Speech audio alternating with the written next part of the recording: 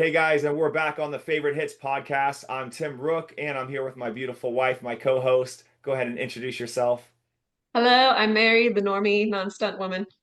All right, and today we've got a special guest on the show. It's Dylan Hintz, and he is a SAG-AFTRA actor and stunt performer. We're excited to have him on the show today. So, Dylan, let's dive into it. Tell us, what is your favorite hit, your favorite stunt from your career? I've certainly got a couple that I could think of. One of the ones that I think would probably be the most notorious and fun for me is I was the stunt double for a character called Craft Punk, which is a character from the Eric Andre show. And he did a little spin-off episode in Washington, D.C. And the Adult Swim people that made the episode wanted to recreate the fall from The Exorcist down the staircase, Oh, the wow. staircase, the one down in Georgetown. And so that's what we did. I was in a Daft Punk cheese macaroni costume, and I rolled down the Exorcist stairs. Oh Wow. my gosh.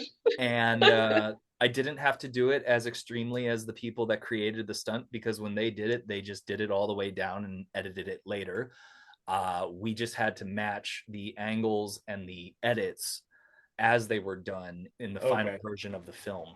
So that was my one big stair fall. It was down these very classic stairs. Because of the costume, I got to pad up like crazy. And I was working with Rick Kane on that, and he kept me and the rest of the crew super safe. Those stairs are scary. Then Aren't they they're like They're just brick? pretty just steep, aren't they? concrete and straight Concrete? down.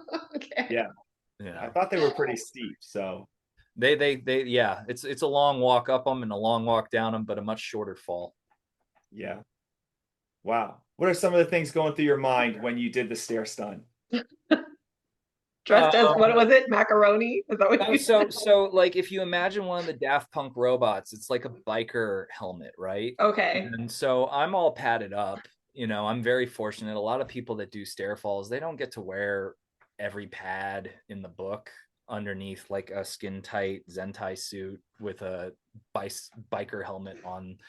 The Yeah. thing that was actually the most intimidating to me was the biker helmet, because I had that extra like 10 pounds of weight on my head and neck Oh, Oh, yeah. that could be like whipped around. And it's like, yeah, I'll hit the stairs and it won't hurt. But what if I like just jerk my head and neck around a little bit wrong? yeah.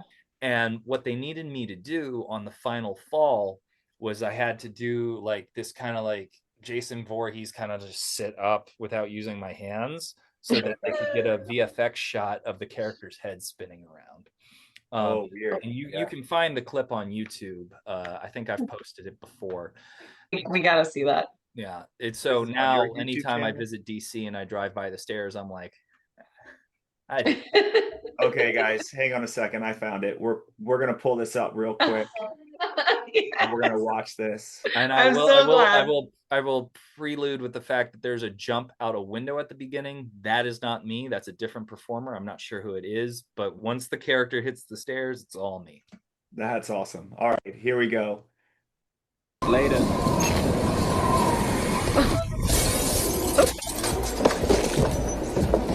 I threw already helmet.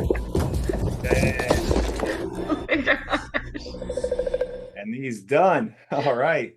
Bravo. Nice. Thank you, thank I you. don't, yeah, That I was a don't fun get the one. mac. That is an interesting costume.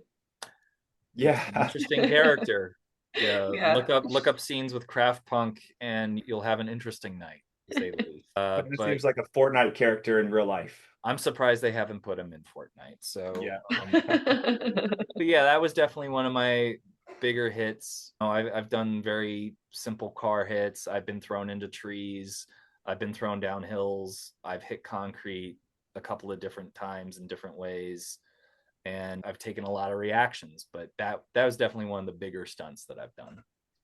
No, that's pretty awesome. That's a good stunt. Yeah. Yeah, I've done one stair fall in the last film that I was part of, and you can definitely get some momentum going, even when you're doing it safely and all that. But yeah, it's a lot of fun. So thank you for sharing that hit with us. What made you want to be a stunt performer and do this crazy stuff? So I always kind of go back to this, and it's probably on public record multiple times now, but the first of the new Batman movies that came out in the late 80s, the 1989 one, I saw that in theaters. Okay. That's one with Michael Keaton, right? Yeah. I was born in 1987. Okay. My mom just took me to see that in theaters with her. Like 3 years old, right? 2 years old, Okay. something like that. 18 months. Yeah, 18 months. Okay. Yeah. Yeah. And so cut to like 15 or 16 years later, we're going on a family vacation to Six Flags America, which is now no longer there. And they had the Batman show for a while that was based off the Tim Burton movies. And I was just like so into that show. Like I love Six Flags in general, but I was so into the Batman show. And then once the Christopher Nolan movies came out, they no longer had the Batman show, but they still had the other stunt show. And so when I was in college, I went to a job fair, and Six Flags America was there looking for marketing and PR interns. And I went up to them and I went, how do I get into the stunt show? Nice. And so I started my career by jumping in to the stunt show at Six Flags America, which is where a lot of Maryland, DC based performers got their starts. And I just, from Batman to doing a different thing, and growing up with all those different types of action movies and being really into martial arts in my like younger years, but really in my teens. And that's what kind of pushed me into getting into it. I wanted to maybe be an actor, but I really just loved being physical. And so I wanted to combine those elements together as a performing artist. That's awesome. What a great story. Yeah.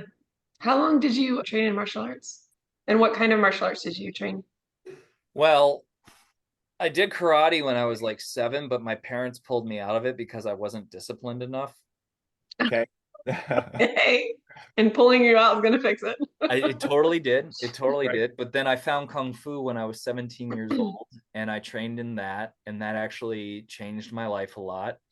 And then from there, I went to college. I picked up a couple things at college, but nothing really like permanent. But then when I came back home from college, I started training in all sorts of different things. So I dabbled in Kisi fighting method, Budokan Budo Taijutsu, Kempo karate, sport karate.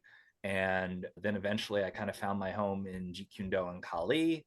Now I really focus a lot on Savate Boxe Français with my Junfan Jeet Kune Do and Filipino martial arts background kind of layered in with everything that I do. And that's all kind of become a part of what I practice and what I teach. Yeah, that's cool. And like a broad spectrum too. That's cool. Yeah, I mean, I love every form of martial arts. I just also have never really dove deep into the well of grappling. I think my only regret as a martial artist is that I didn't do wrestling in high school. Because Yeah, those I think guys we are all feel legit. that. Yeah. Yeah. No, this is really cool though. I do follow the videos that you've been posting up of the Savat classes and things that you've been posting, and just over the years, the certifications and all that you've been getting. So congratulations on just all of your career successes with that. It's Mm. pretty cool to see. Thanks. Yeah. Well, is there a stunt that you feel like I haven't had a chance to do this one, but if I could do this one thing in a film or in a show, what would that be? I've been really fortunate to get to do a lot of the things that I've wanted to do already, like double a character in like a comic book sort of show. Like I worked on Gotham. I've gotten to do a little bit of stunt driving, especially recently working on an Uva Bowl film. I'd like to get to do more wire work performance, but I got to get back into hardcore training on that. I had to take a couple of years in the backseat of that due to some back issues. Probably a fight scene with wire work would be really cool to do. I Nice. haven't Yeah, gotten to good do as choice. much of that as I'd like. That's a good choice. I like that one. That'd be a lot of fun. Mm-hmm. All right. That Well, would be one that I wouldn't mind doing either. It's like you're flying a little bit. That's cool. Yeah, I mean, I could say I'd like to get hit by a truck, but I'm not getting any younger here. And as Yeah. far as legacy stunts go, I really am a meat and potatoes, fights and low falls kind of guy, and I'm happy to admit that. If a coordinator called me up and said, "Hey, we want you to jump off of a 4-story building into an airbag," I'd probably be like, "Let me call somebody that might be a better fit for this." right. it's not that I don't want to get good at everything that I do, but I really, Right. I know where I focused my sights on with things, Mhm. you know.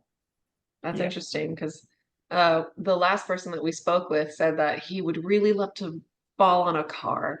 And I was like, you Oh guys yeah. are weird. No, that can be fun though. Yeah, a car is a good thing to catch you, and it looks really cool. I could see that. I could do that. Yeah, I could, as long as it's like 20 feet, maybe, maybe 10 feet would be good. That's right. And with some wire work, rigging, and all of that in there Oh too, yeah, give me a makes it look big. decelerator and just Yeah, lay me down onto the car. You just That'd fall be asleep on it. great. that's awesome. That's really cool. Well, when we think about mentors and people who have given you that chance or that leg up, is there anybody that you'd like to shout out or just thank who's helped you get to where you're at today? I have a ton of mentors and I have a ton of people that have helped me consistently through the years. And to shout any of them out and possibly not mention somebody will always make me feel terrible. But I will point out a few people that have been there for me that off the top of my head that I can't not mention. Kid Richmond gave me my first big SAG after Yeah. job. And he's always been a big help to me in being in my corner ever since then with enthusiastic words. There's a stunt performer, Matthew Staley, who's actually always been willing to give me advice when I've asked for it, even if it's the hard truth. And he's also pushed me a little bit to try and go out for jobs that I wasn't sure if I was always going to be able to do, but train hard and go out there and do it. And threw my name in the ring for a couple of things. And then in the last couple of years, oh, and I have to mention, before I mention these guys, I have to mention Chuck Jeffries, who without him, I wouldn't have a career because he gave me a really big opportunity early on to do a lot of fight work and then trained me in a lot of fight work. And was pretty much the guy responsible for me being so interested in what I do in terms of my focus in stunts, which is fighting and actor training. And then in the last couple of years, two guys who have been like instrumental in me surviving in this career and continuing it are Manny Severio and Chris Colombo. And both of them have given me opportunities. And Chris especially recently mentored me through my first big feature and gave me a lot of advice when I really needed it. And I don't know what my stunt career for the last couple of years would have been like without those two guys in my corner. And I'm so beyond grateful for them. Wow. That's awesome. What's the big feature that you're working on? Are you allowed to say? Well, what I worked on in August through September to the beginning of October was I was the stunt coordinator for my first feature films, which were First Shift Part 2 and Part 3, shot in tandem, not back to back, in tandem, uh, Wow. by the incredibly legendary director Uwe Boll. And that was a awesome experience. And Wow. it really challenged me and it gave me a lot of opportunities to learn, grow, gain insight, and also put a few other people to work, which was really nice. Oh, that's great. That's really cool. And that would be a crazy experience. Two feature films at the same time. Yeah, like how do you keep track of all that? 180 pages across both scripts in 18 days. 18. Wow. All Uva's right. a machine. Uva is a machine, and so was his whole crew. It was a Oh really, my really gosh. fantastic and That's crazy, incredible. awesome experience. Well, you own a few companies too, and one of the things that I like is just how you've giving people a hand up and just helping newer performers learning how to do stunts and how to do fight choreography and just always looking out for each other. You've definitely got that vibe about you. So tell us a little bit about these companies that you've got and where they're at. So the one that I officially like own on an LLC level is the DC Stunt Coalition, which I co-founded in 2011, which was just a training group. We came up with a name. The name stuck. We found a place to train at in Rockville, Maryland. We trained there for a few years until COVID hit and closed the gymnastics academy that we were training at. And now it still exists. It's a training group in Rockville, Maryland that people can apply to be a part of. We say apply because we just want people to realize whether or not the group is a good fit for them, you know, as much as they could be a good fit for the group. I want anybody that wants to be able to pursue this, especially in a non-market, is what I refer to as is the DC area, where there's not like a Hollywood level of production constantly going, but there's a Mhm. lot of indie work. There's a lot of local work if you know where to look, if you know how to network it. I want people to have an opportunity to build skills, and I want productions to have a group that has a little bit of information to pull from with people regularly training if they need entry level performers for their local or indie projects. So the DC Stunt Coalition was kind of created to be a stepping stone for people that want to move into the industry or wanted to have a curiosity about it and try it out, working on local productions, and then hopefully bridge that gap and get to go out there and do it. And over the course of the last, I guess, 15 years that it's existed, we've had a handful of people go on to do some pretty big things, both for like film and TV and also for live shows and different forms of entertainment. And right now, I mostly consult on the group. I advise the group. I'm not there regularly teaching or instructing or leading sessions, but we have a good team of people that are regularly training pretty much every Sunday unless weather prohibits it. That's awesome. No, that's really great. Just following that group and getting a chance to meet some of the guys and girls that have trained under you, it's Mm. pretty awesome to see the skills and see them posting about the stuff that they're doing and all of that. So that's definitely a legacy component of the Dylan Hintz saga, right? Yeah, well, that's the whole thing, right? Like I got to create it with other people. I've been maintaining it with all sorts of different people throughout the years. An organization like that can kind of be a revolving door, but the purpose of it stays consistent throughout the years. We've been going for a decade and a half now, so it's Yeah, still there. it's what people need for the moment and the time that they're there, Yeah, and get yeah, them to the next place. So, yeah. And my opinion is, and I would hope that people try and do this because this is how I felt about it. If somebody gives you a ladder and you start climbing up on it, and then you get up to a new platform, send the ladder back down. You yeah, know, try and help other people get up there because it costs you literally nothing. yeah, Sometimes just that's to give a little great. bit of advice. Yeah. Yeah. Yeah, that is great. That's really great. I think you Mantra. got some more things going on though now where you're at. So what else do you have happening? Industry's been slow. Not gonna lie. I feel like a lot of different people are feeling that. Some people are not having that issue. For me, it's been also a personal choice to back away for a few years a little bit and then reintegrate myself. I did just have a TV gig a couple weeks ago. It Congrats. was a lot of fun. Yeah, The episode hasn't aired yet, so I'm not going to say much about it. Okay. It was a good time on set. Mostly, I've just been keeping up with my own training, and I've been co-running Action Hero Academy up in New York City, which is primarily a business for training actors to do fight work. Because ever since these Marvel shows and the John Wick movies and everything like that, actors have realized they got to up their game and be physical performers.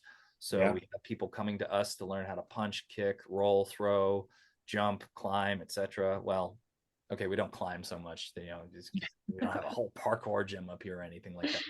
right. We have a dance studio basically, but we are constantly helping people evolve their abilities. I've got students that are able to learn like 20 to 50 beat fights in a couple of hours at this point. Oh wow. That's Yeah. great.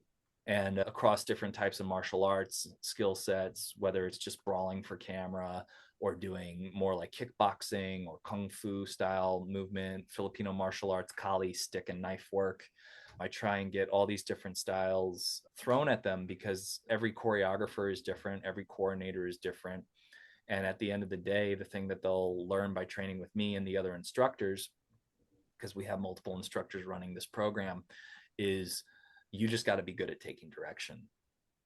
And Yeah, as long as you can memorize stuff, take direction, and then perform the heck out of it, you're going to be okay, at least as an actor. As a stunt performer, your skills got to be at a certain higher level because you're going to be taking the harder hits. Um, right. but I think everybody can benefit by having regular choreography and performance training. So Yeah. And just a general coordination for how to throw punches and things like that. It really does sell better on set when an actor or actress can actually perform what a basic punch or a basic strike would look like. So Yeah, no, I like seeing the actor do the fight whenever they can. yeah, Obviously, like I want my stunt community people to be able to do everything that they can do, but some actors can convey something on their face while throwing a punch that like every stunt performer is reaching towards, but not all of them have. You know, right. growing up watching action stars throw punches that aren't technically perfect, but they just perform the heck out of them. Really, really inspired me to want to help train people that aren't necessarily going to be hitting the ground as hard as they can. Just Yeah, helping people get really good at performing. that's really cool. I like that a lot. You're in New York right now, right? Yeah, I That's live in Brooklyn. yeah, yeah. So what's it like living in New York and working in New York and enjoying New York and all of that? So when I was trying to pursue which market I wanted to go to once I left the DC area, I had the opportunity to either maybe go out and try California, but that was really far away, or I could. Atlanta was just kind of starting to pop off. And in retrospect, if I had wanted to make like a bigger business decision for myself personally as a stunt performer, maybe Atlanta would have been the place to go. But I really loved the ability to go to New York and come back home in like a day if I needed to when I first started. And when I started getting into the New York scene, I met a lot of really great people. It was a really great community in the 2013, 2015 sort of era that I started getting up here in. And then in 2017, after booking like 3 jobs up here, I was just like, all right, this is where I'm going to be. Yeah. So I really loved it because I never lived in the big city before. I never made my primary form of transportation public transit. And being able to get to all these interesting places for jobs on location or big studio sets and seeing all just these different things is like a really fun part about being in New York. Even if it's the same location for the different show, it's like no two sets are the same. And I had a couple of good years where I was working pretty consistently and I got to go to some of the studios, and the crew community and everybody out here is just really awesome. So I'm grateful that I went to New York, because the side effect of moving up to New York for working in film and television is that I got to live in New York. And once you live in New York, it's like really hard to imagine going anywhere else. Wow. That's what I hear about New York. So thanks for letting me hear it one more time. I mean, get up here and work when you can. And then if Yeah. you go back home, it's totally worth it. You just got to get used to that long drive up and back, you know? Yeah, that's right. Well, I don't think we've played your stunt reel yet, have we? We haven't. We have not. So let's get that stunt reel up and we'll do a reaction to it. Yeah. All right.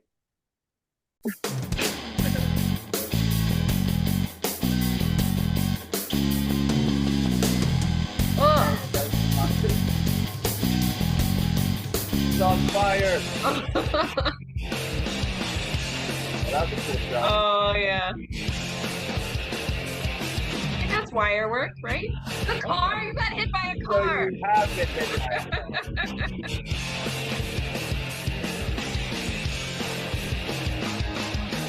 Ah, cool.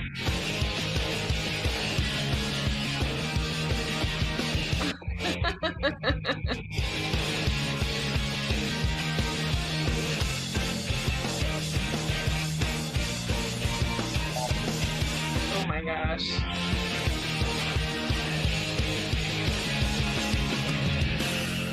Oh, I like the slow-mo. Oh, that That was was a good awesome. call. That was cool. Oh. You said that you weren't like up to like falling all those things, but you've fallen off of stuff. Yeah, I've done a little bit. Um, you know, it's I think the crazy thing is that what you'll notice with a lot of those clips is like they're either indie films or training clips, and it's just because the industry is so competitive. It's like I was saying, like really when you want somebody to do a bigger stunt, you're gonna hire one of like the top guys, you Yeah. know. And I feel pretty good about myself in a lot of ways, but like I can look at some of these guys that I've worked with and be like, you are just legendary. Like you are just so good at this. You could do this blindfolded with headphones in. and you would land perfectly 100% of the time. And Uh, the things that I've done that are in my reel, I'm comfortable and confident doing them any day of the week, probably. Yeah. And then I look back on that reel and I also go, wow, I have been doing this for a while. Yeah. well, Sometimes I I can see forget. why you might have some back problems because there's some like spinal, like questionable spinal positions that you fall into. I Your head mean, kind of went like that. it's the funniest thing. I have never been injured on the job. That's awesome. I've been injured sometimes training, and the back problems that I have had popped up completely one day out of nowhere. Welcome to getting old. Yeah, so Yeah, you're 1987, you said? yeah, yeah, 1986, and yeah. maybe like 84. 2 or 3 years ago, I was sitting at a writing conference and I decided that I was going to sit as still as I could for however long. And then I Mm. drove back and forth like 2.5 hours to get there to Stone in Richmond. Oh, And wow. my back killed the next day. And it still, I don't know what I did on that trip, but my back it kills me all the time and it's the same spot. And it's like that, it's just not, it's just, your body just decides that's it. That's all I got. No, I totally get it. And I was very fortunate to transition for having like a side job. I got to get working at a sports chiropractor's office as a corrective exercise specialist. So, Oh, wow. but I always like to say I ended up being an employee because I was a patient first. That's right. So, Well, it's like, why do you go get a job at a gym? So you get the free gym membership. pretty much, yeah. So yeah, makes sense. I like your reel a lot. There's so many different things. Just to tell Oh anybody yeah. listening, you had sword fighting in there. You had high falls. You Finnegan. had spinning the cars around, crashing through drywall. I saw Oh, yeah. um, tons of hits. There was some wire work in there too. Mhm. You got hit by a car. So Yep. That yeah, was early on in my career. That was self-coordinated for a 48-hour film project. Was a really great experience because we did it the way it should have been done and we made it look good. And no matter who I show my reel to, if it's a professional coordinator who's got like 30 years of experience, they're always like, make sure that stays in your reel. And I'm like, cool, Yeah. no problem. I'm happy to. I've had coordinators be like, put that in earlier, and I'm like, all right. And it's like a 12-year-old clip now, so nice. it's still a good hit. You know. Yeah, Yep. great. Yeah, for sure. And then but you were on fire on that. That was like the training that you did for it. Yeah, that was a workshop with Sweet Spot of the Flame, which is a really good fire burn training and coordination group. Highly recommend their workshops. That was just something I did a couple years ago. I went down and they said what level you were at based off of like your resume and everything. Like, are you a beginner? You're just going to do an arm burn. Are you really advanced? You're going to do a full body burn or something like that. And they said, oh, you're pretty advanced with your resume. You can do as much as you want. And I was like, Oh no, I'm gonna stick with like a partial man. back burn because I haven't done that many fire burns. I'd only had a couple of smaller ones. And to this day, watching that footage, I'm like, I could have gone a little bit longer, but I'm actually pretty proud of like how much animation I did, which is why even though it's a training clip, I threw it in my reel because I was like, cool. I'm like going, I'm dropping to the ground, I'm crawling afterwards, you know. Yeah. That's the big thing is can you act while literally on fire? We were just talking to somebody the other day, and he said that when you're on fire, you're supposed to move slowly because the oxygen feeds the flame. Mm-hmm. But it looked like you were moving pretty fast in that. I was probably a little spazzy with it because it was the first time I had been that much on fire before. I was just following the directions I was given by the team. They kept me super safe and I walked away completely unharmed. And I felt pretty good about the one practice round that I got with that. It was a successful stunt at the end of the day. Yeah. So when you were on fire, Mm-hmm. this is the second time that I've said this week. Um, Which is not a what? common phrase that you say every No, week. no. Can you take me through your like thought process of like, oh my gosh, like how much heat could you feel? Because I know you have a protective, like some sort of protective gear on, but also like mentally, what do you go through? And then physically, like the heat of what it is, and then does it feel like forever? Well, the way that I was trained originally and the way that I've come to understand it as somebody that would never ever ever say in any way shape or form an expert on firework, but what I've come to be told and understand is that if it starts to feel hot, it's already a little too late. Mm. Because once you start really feeling the heat, that means that something's starting to burn. Oh, Obviously, you can feel like flames licking at your face and everything like that. You can feel that kind of heat. But in general, especially the way that I've experienced it, you're wearing a bunch of goop that's really cold. So you're actually feeling really cold, and then you might feel the heat. So again, that's just what I've experienced. But in the clip that you guys saw, it's like 10 to 15 seconds at most of me being on fire. So my big thing is like just perform the take. And this is how I feel about most stunt work is like you get rehearsal time with things, you get thought process time with things, whether it's a fight, whether it's a fall, whether it's a car hit, whether it's wire work stuff. For me, a lot of the times with motion capture, which I can't say what that's for because that's NDA, but I've done a decent amount of motion capture for some big projects. cool. And you go from rehearsal mode and knowing what you need to do to instinct mode and just performing. I'm not saying it's like method or anything like that, but what I'm saying is that once you're in that kind of danger zone, your job is just to perform to whatever level the director has instructed you to perform at, whether that's being wild and ridiculous and wacky or toning it down and being more realistic. So for me, the only thing going through my head really while I'm on fire is make sure the shot looks good, make sure I'm happy with it, make sure the director's happy with it.